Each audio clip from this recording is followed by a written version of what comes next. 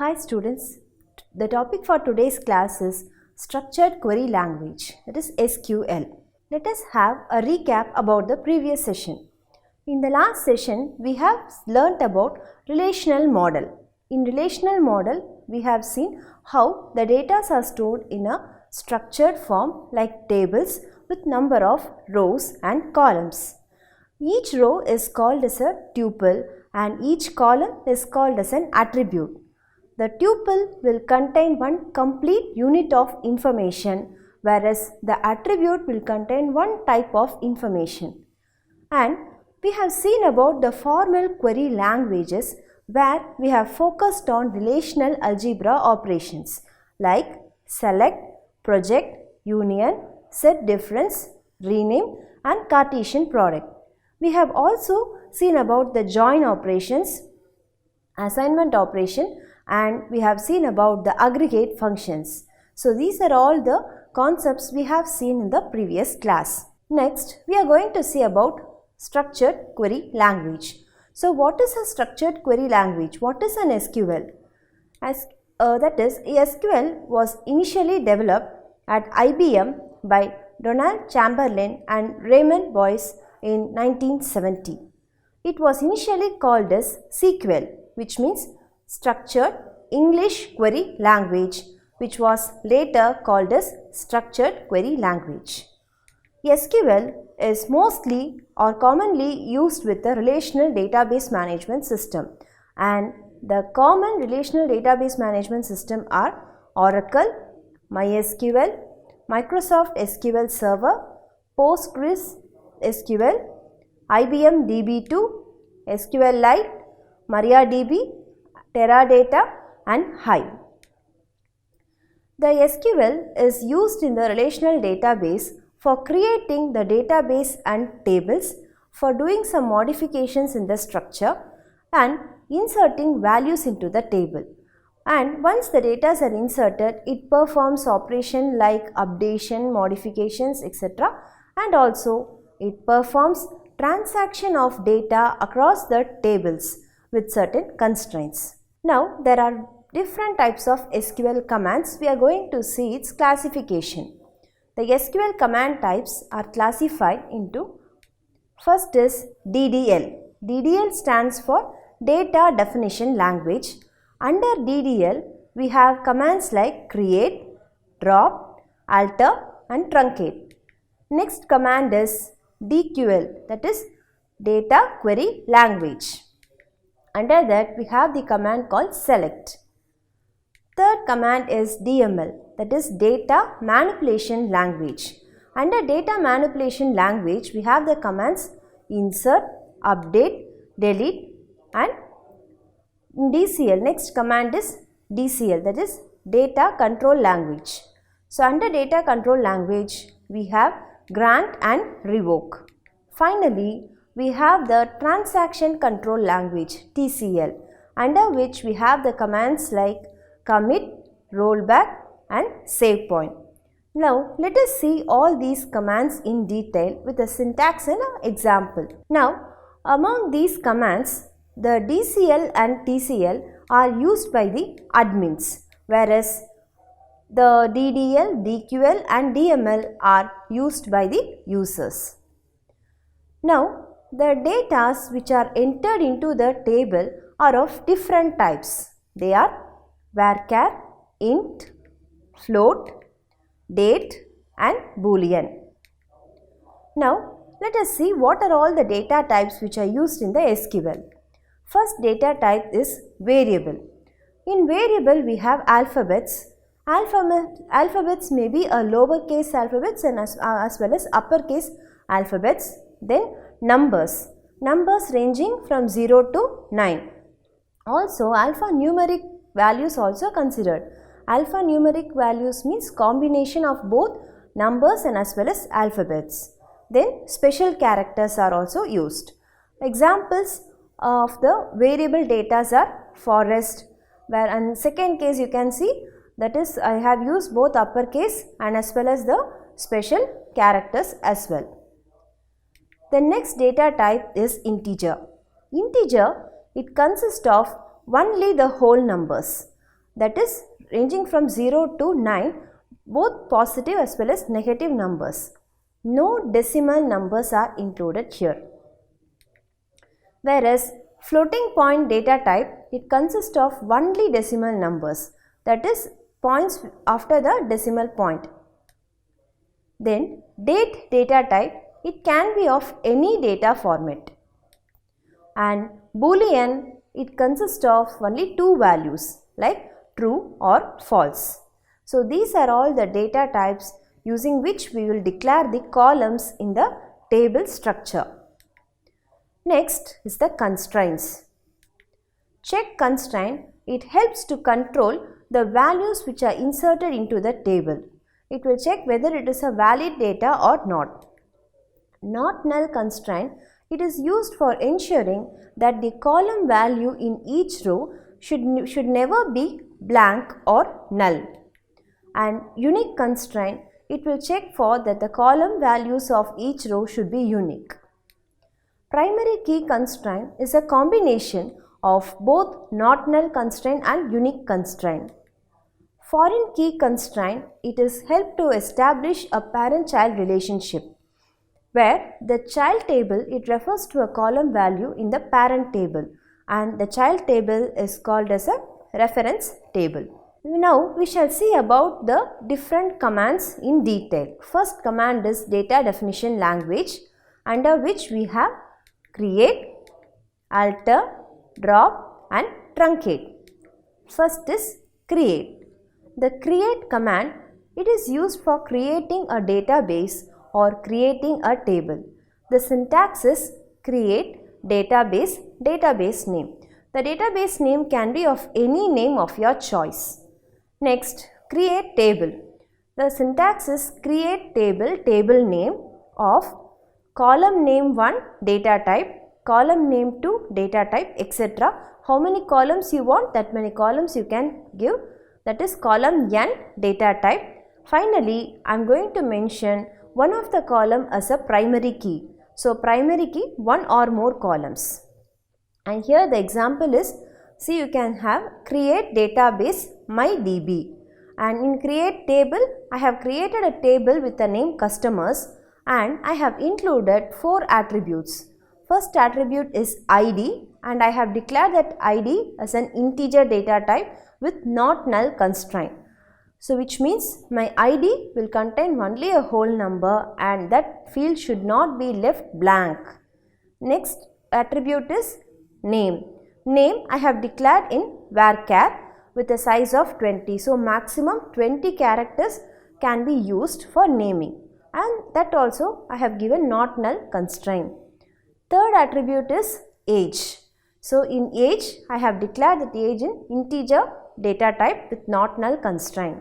And address is also a varchar with a 35 size. So maximum 35 characters can be used for mentioning the address. Finally, salary is the attribute which I have declared as an integer data type. So in this table I have used primary key as a, that is primary key as ID, customer ID as primary key. So this is the table which will be created as a result of this query. So customers is the table name. Here we have 4 attributes: ID, name, age and salary. So the data values I have mentioned it as not null initially, because we have created only a structure, we have not yet inserted any values. Next command is drop. So drop is used for deleting the table structure which we have created just now. So drop table, table name is the syntax. An example is drop table customers. So when I execute this command, the table which I have created here will be completely, the structure will be completely deleted. Next command is alter. So alter command, it is used for doing some modification to the structure of the table. Like I can add a column, I can remove a column, or I can change the data type of a particular column. See, first syntax is alter table, table name, add column name, data type. So whenever I am adding a new column, it is mandatory to mention the data type as well. Second, alter table table name, drop column name. So whatever column name I am mentioning here, that particular column will be removed. And third is alter table name, modify column name, data type. So I can change the name of the column or I can change the data type of that column. Let us see the examples. So here alter table customers, add Aadhaar int.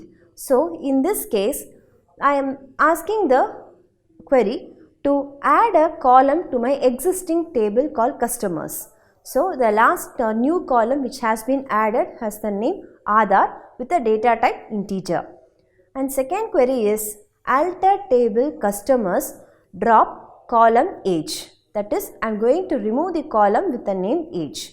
And third one is alter table customers, modify salary numeric 10,2, which means salary has been declared. Here salary has been declared as an integer data type which contains only whole numbers. Now I am going to change the data type of the salary column into a numeric type. So a numeric type, it can be a floating point or it can be an integer type. So here I have mentioned as 10,2 means 10 decimal, that is 10 whole numbers followed by 2 decimal values. So let us see how it is executed. So customer table is already there which we have created, and I am asking the query to add a new column called Aadhaar. So here you can see a new column has been inserted on the execution of the query. Second, I have executed the drop command. So when I am executing the drop command, the age column is selected and it is removed. Okay, the next one is truncate. So the truncate command, it is used for removing the rows or records in a particular table. So here this is the table which we have created using the query. If I execute the truncate command, the rows will be selected and it will be removed. The structure will remain the same, but the rows will not be there. So the difference between the drop and truncate is drop command will completely remove the structure, whereas truncate command will not remove the structure, but it will remove the rows or records in the table. The next one is DML commands, data manipulation language. Here we are going to see insert, update and delete commands. The insert command.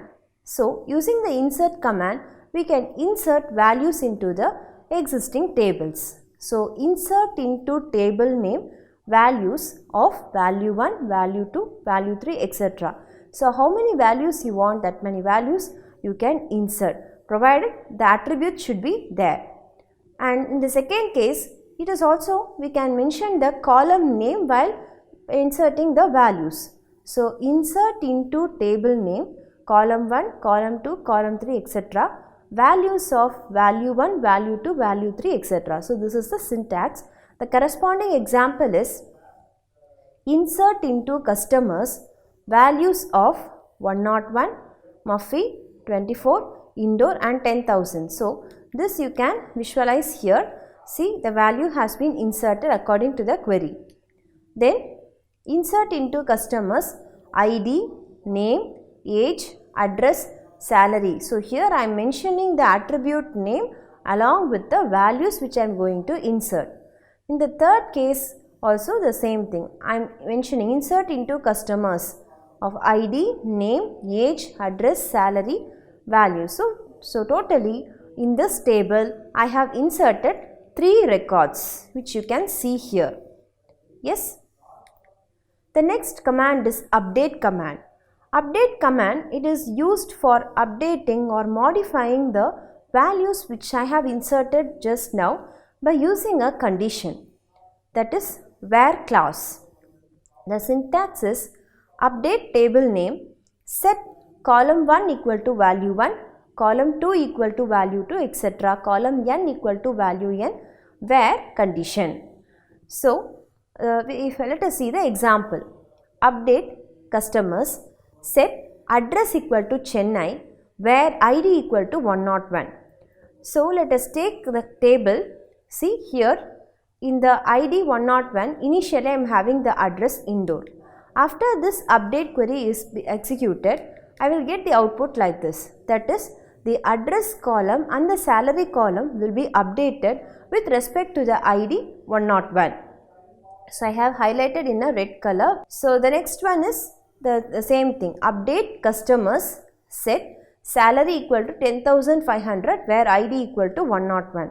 So in the same row, I have updated two column values with respect to the ID 101. So this is how the update command works. The next one is delete command. So the delete command, it is used for removing a value from the record. So delete from table name where condition. This is the syntax. So delete from customers where ID equal to 106. So in the previous case, I want to remove the record with the ID 106. So the last row will be deleted on execution of this query, which I get like this. So only two rows will be there. The row with the ID 106 will be deleted upon execution of this query. A second is delete from table name, which means I want to delete all the records from the table, all the values from the table. So when this query is executed, the table will contain only the row with the column, that is attribute names, but no records will be there. So this is how the delete command works. The next type is DQL, that is data query language, under which we are going to see the command called select. The select command, it is similar to the projection operation in the relational algebra. That is, it is used to select the rows and columns and display it for the user. So here there are two types. That is, if you want to select all the attributes from the table, you can use the asterisk symbol. But if you want only a selected attributes to be displayed, you can mention the column name. First one, select star from table name. That is, select star from customers. If this query is executed, the entire table will be displayed. And select column 1, column 2, column n from table name. When this query is executed, only the particular columns, that is ID, name, age, only these three columns will be displayed like here. So the first query is select star from customer, means all the tables, that is all the attributes from the given table is executed. Whereas in the second case, ID, name and age, these three attributes alone will be executed, that is will be displayed. So next is data control language. In the data control language, we are going to see about grant command and revoke command. So grant means nothing but providing some rights on certain functions to a user. So the syntax is grant privilege name on object name to user name. So privilege is the function, object name is nothing but the table, and user name is the user who are meant to use the table. So the example is grant select on customers to user 1. So here we are giving the permission to select on the table customers to a user. So the user can perform the select operation, which means the user can display the contents of the table customers anytime unless the privilege is revoked. Second case, grant update on customers to user 2. So here we are giving rights to the user to perform some modification to the table. Then grant create table to user 3, which means user 3 can create their own table in the given database. Grant all on customers to user 4 means we are granting all the rights, that is he can create the table, he can insert values, he can update the values, whatever changes he wants he can perform with the table. So this is what grant. We are providing rights to the user to perform function on the table. Next, revoke command. revoke privilege name on object name from user name. So whatever rights we have granted to the user just now, we will get back from the user, which means after which the revoke command is executed, the user will not be able to do any operations on the given table. So revoke select on customers from user 1, which means user 1, he cannot perform the display function with the customer table once the revoke function is executed. In the second case, revoke update on customers from user 2. So user 2 cannot perform any modification to the customers table once the revoke command is executed. And third one is revoke create table from user 3, which means user 3, he cannot create any table in the given database. And revoke all on customers from user 4 means user 4, he cannot do any operation with the table or the database. So entire rights will be get back from the user. The next is transaction control language. In transaction control language, we are going to see commands like commit, rollback and save point. So the commit command, once it is executed, the transaction will be completed. Normally, that is in banking sectors, whenever we are trying to transfer some funds, for example, from one account to another account, we are transferring the amount. So once this transaction is over and the commit has been given, the amount will be successfully debited to the recipient account. Suppose if the commit command is not executed, then at any time the value or the amount will be rolled back to the previous account. So commit means the transaction is complete. Roll back to save point, that is we will have some checkpoints in different places. So if I have done some mistake or if there is any problem in the network, I can roll back to that particular point so that the changes will not be reflected. So that is roll back to save point, and save point is the checkpoint. For the checkpoint we will mention some name, that is save point name. Let us see an example. So in this table I have performed an operation. I have created a table with some datas and I have given as commit, and next I have updated the values and I have given the save point, 3 save points I have given. Now suppose if I am not sure about the values or I want to redo with the table, then I am giving roll back to B1. So which means wherever I have given the checkpoint, to that point it will be rolled back. But once I give the commit, if I try to give the rollback, the changes will not be updated because the changes are permanent after the commit command. But changes can be redone if I have given only the rollback. The next thing we are going to see about is the basic structure of SQL queries. So till now we have seen about the types of SQL commands. Now we are going to see how the SQL queries are going to be used. So we know query means it is retrieval of information from the database, and we are going to use the select command, select statement to write the query. Select statement is used for fetching or retrieving the data from the database, and the SQL query is typical SQL query has the form select attributes, that is A1, A2, etc. An are called attributes or columns from relations R1, R2, etc. are relations where P. So A represents attribute, R represents relation and P is a predicate.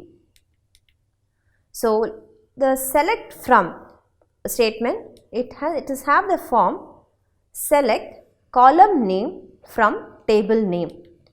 Now suppose you want to select more than one column, means you can use select column name 1, column name 2. So how many columns you want, that many columns you can include separated by a comma from table name.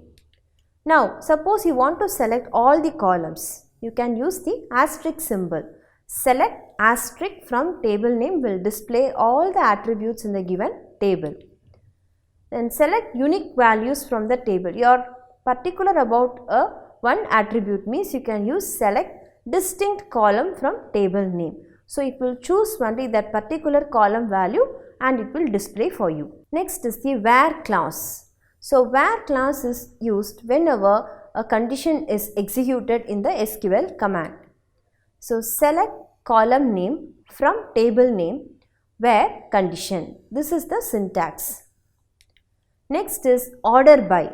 So that is, sometimes we may be interested in displaying the table ordered by some particular condition. So for that we will use order by clause. Select column name from table name where condition order by column name in ascending order or descending order. So this is the syntax. Then group by. Sometimes we may form a cluster of the attributes in the given table. So whenever we want some groups or clusters in the given table, we will go for group by clause. So the syntax is select column name, that is, whenever you are using a group by, we have to apply some functions on a particular column name. So function of column name from table name, group by column name. So the function, it can be any aggregate functions like minimum, maximum, average or sum. So for example, now let us consider a table called shop. So where you have attributes like data, store and sales amount.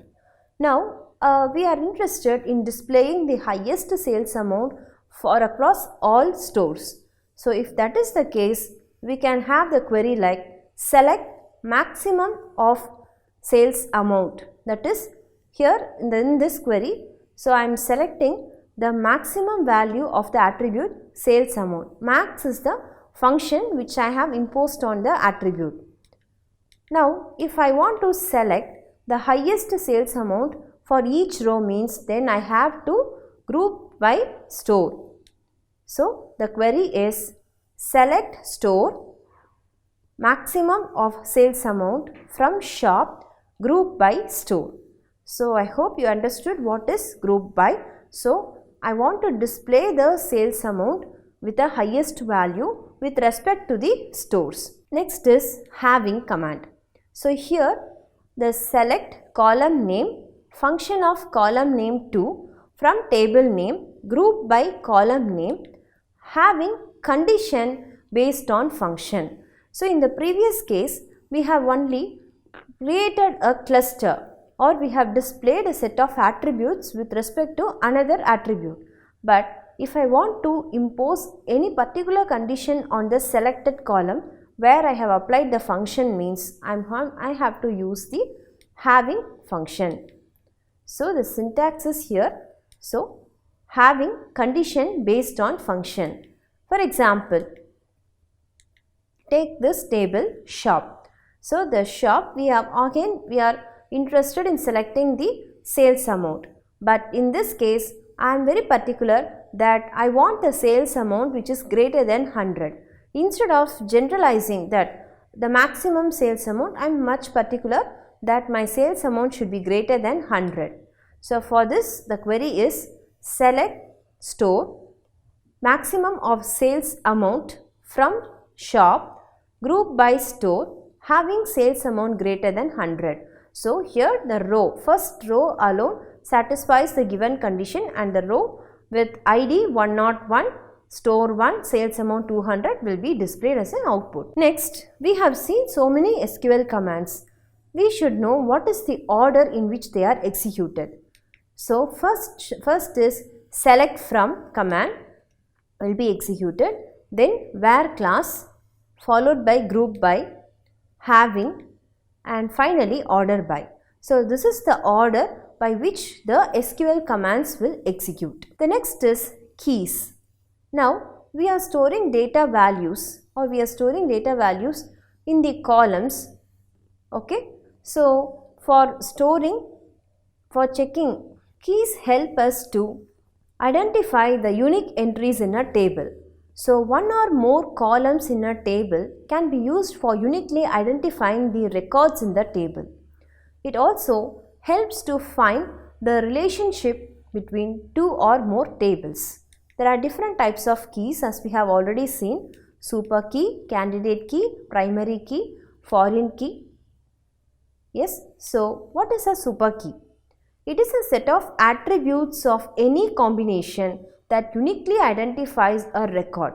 So, given a table called student with the attributes student ID, first name, last name and course ID means, so I can use any combination of these attributes to uniquely identify the records. So, a complete set of all possible keys is called as a super key.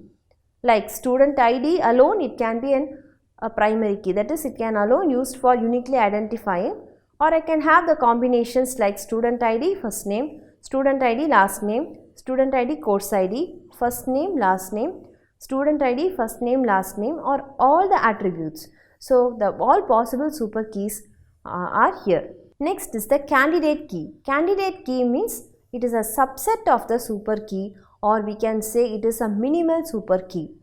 That is, one or more attributes can be used for uniquely identifying the records in the table.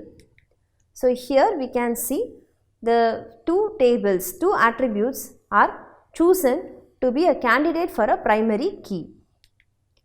And next is the primary key. It is the main key of the table.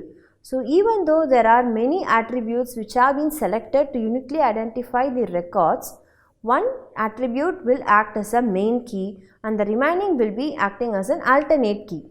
So, the main key of the table is called as a primary key. That is one of the candidate key that is most appropriate to uniquely identify a record in a table. So, here the student ID is chosen as the primary key. Next is the foreign key. Now, in a database, you have multiple tables which are interconnected with each other. So, these tables are related with the help of a foreign key. A foreign key is nothing but it is a non-primary key of a table which is referring a primary key in another table. So, the non-primary key of a table is the child table and the primary key table is the parent table. So, that non-primary key attribute is called as a foreign key for the parent table, and the child table is also called as reference table or reference relation. And this kind of relationship between the parent table and the child table is called reference relation. Example, so you can see two tables are there. So, here the course ID in the second table, okay, it has been chosen as a primary key for that table, but for the first table the course ID, it is a non-primary key. So, that acts as a foreign key for the second table. Next is referential integrity constraint, which means we are imposing certain condition on the foreign key to prevent entering the wrong information in the child table. Wrong information in sense, the data which you are entering into a child table should refer to a column value in the parent table. If there is no reference for a data in the child table, then such data is wrong data or incomplete information. So, in order to avoid such things, we are going for referential integrity constraints. Okay, now we shall see about some example queries and how the tables are created. So, in the first case, create table person. Okay, it is a query to create a table called person with the attributes ID, name, SSN number, birthday, date, age, number, and all these are the attributes along with the data types. Finally, the primary key is the person ID. In the second table, again we are creating another table called person role, where the attributes are ID, value, then the primary key over here is ID and the foreign key here is person ID. And in the second table, that is third table, we are going to create another table called person vacation. So, here again I am setting the primary key as the ID and the foreign key as the person ID. So, this is the table which will be created. These three tables are created upon the execution of the previous queries and I have shown how it is related with each other. So in the second table, person role, so you can see the person ID, it is the primary key for the person role, whereas there is simply only ID, it is the primary key for the person role, whereas the person ID, that is the foreign key for the person role. Similarly, for the second, person vacation, ID is the primary key, person ID is the foreign key. So these are all the basic operations we have seen till now. There are additional operations like string operations. So string operation means now we are entering some names in the table. So if we want to perform some pattern matching operation with the strings in the table, we are going for the strings. There are two special characters that are called wildcards, percent and underscore. Now whenever I want to find a matching substring, I go for the percent, and whenever I want to find a matching characters, I go with the underscore. So patterns are case sensitive, that is there is difference between lowercase and uppercase characters or strings. Let us see some example. Here first one is, I have mentioned intro percent, which means it will match any string which begins with a string called intro. The second example is person comp percent, which means I want to match any string which contains comp as a substring. Underscore, so it matches any string of exactly 3 characters. And at last, underscore followed by percent matches any string at least 3 characters. So the example here is, find the names of all instructors whose name include the substring ARD. So the query is, select star from customers where name like percentage ARD percentage. So it displays the record with the matching substring. So percentage character percentage means it will match any substring name with the substring ARD. And in the second case, find the names of all instructors whose name is of exactly 5 characters. So which means select ID, name, that is selecting 2 attributes from the table customers where the name like, so I have given 5 underscores, which means exactly 5 characters should be matched. You can also use the between comparison operator in a SQL statement. That is, when we are finding some range, when we are interested in getting a value within a range, we can use the between comparison operator. Example here is, find the names of all customers with salary between 4,000 and 6,000. So if this is the case, we can use like, that is greater than 4,000 and less than 6,000. This is the meaning. So for this meaning, I am substituting the between keyword. So select name from customers where salary between 4,000 and 6,000. So here I have displayed a table, so with the value 4,600 in between 4,500. So it is lying between 4,000 and 6,000. Next, the rename operation or alias. You can use the rename for renaming any particular attribute or renaming the table itself. The SQL, it allows renaming relations and attributes using the as class, old name as new name. Example, select ID, name, salary as annual salary. So here in this example, I am going to rename my salary attribute as annual salary. That is, initially it was salary into 12. That is, across the year, across 12 months, what is my salary? It was in that name. Now I am changing that name into annual salary for better understanding.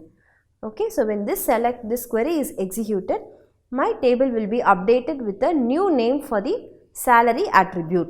So that's all for today's class. Let us have a mind map for the concepts we have seen till now. So the core concept is introduction to SQL.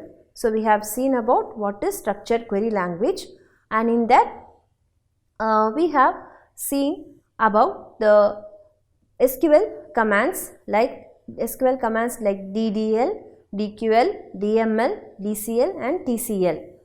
And in that we have seen about select, from, where classes. And along with that we have seen about the keys concept like primary key, super key, candidate key, alternate key, etc. And also additional operations like string operations. So this is about the concepts which we have seen in this class. So the same thing with the summary part. So we have started with SQL commands. We have seen different types of commands, and then we have seen about the basic structure of a SQL queries like select, from, where, and how the keys, that is candidate key or primary key or foreign key, is used in the table. And we have seen about the rename operation, how to rename a relation or an attribute, and we have seen about the pattern matching string operations.